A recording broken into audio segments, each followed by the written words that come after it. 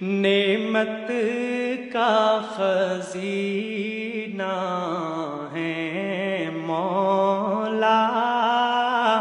اللہ نے دنیا کے اندر وسائل، ذرائع، واسطے مقرر کیے ہیں۔ بندہ بندے کے پاس جب بھی جائے بندہ سمجھ کر، یاد رکھیے یہ شرک نہیں ہوتا، بلکہ عین دنیا کا جو نظام ہے اور نظام فطرت ہے وہ اس کے مطابق کام کر رہا ہے۔ اور جب بندہ بندے کے پاس بندے کو خدا سمجھ کے جائے گا تو ہم بھی کہتے ہیں یہ شرک ہے۔ یہ تو شرک فی ذات ہوگا، صفات نہیں ہے، بلکہ کون سی قسم بنے گی؟ شرک فی ذات، نہ کہ شرک فی صفات۔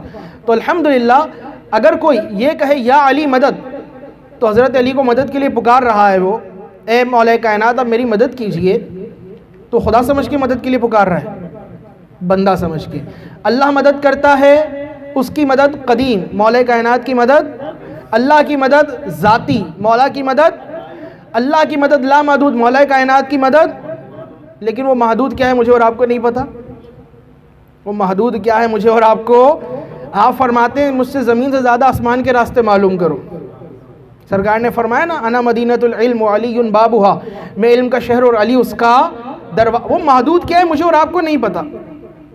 اللہ کی مدد وہ غیر فانی ہے اور بندے کی مدد وہ فانی ہے۔ تو کہاں سے شرک ہو گیا یہ؟ اب آپ کہیں گے نہیں، اللہ سے تو ہم قرآن میں یہ کہتے ہیں کہ ایاک نعبد و ایاک نستعین، اللہ ہم تیری عبادت کرتے ہیں، تجھی سے مدد مانگتے ہیں، تو پھر بندے کے پاس کیوں چلے گئے؟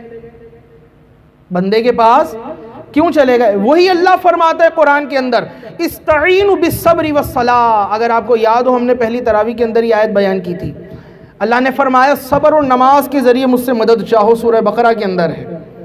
اللہ فرما رہا ہے کس سے مدد لو؟ صبر سے اور نماز سے۔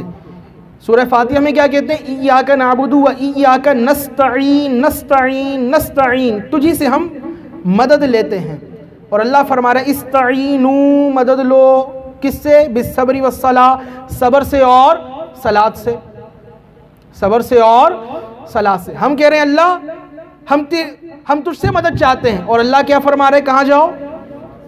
صبر کے ذریعے اور۔ تو بتائیے صبر خدا ہے؟ بولیں صبر خدا ہے؟ نماز خدا ہے؟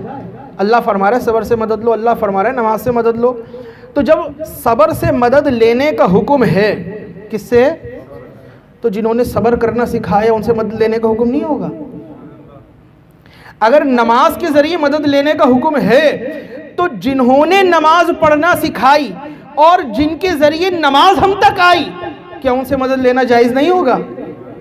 کیا ان سے مدد طلب کرنا درست نہیں ہوگا؟ تو ان سے بالکل مدد طلب کی جائے، ان سے بالکل مدد مانگی جائے، لیکن اس تصور کے ساتھ کہ وہ اللہ کی عطا سے مدد کرتے ہیں، تو اس میں کوئی شرک شائبہ نہیں ہے۔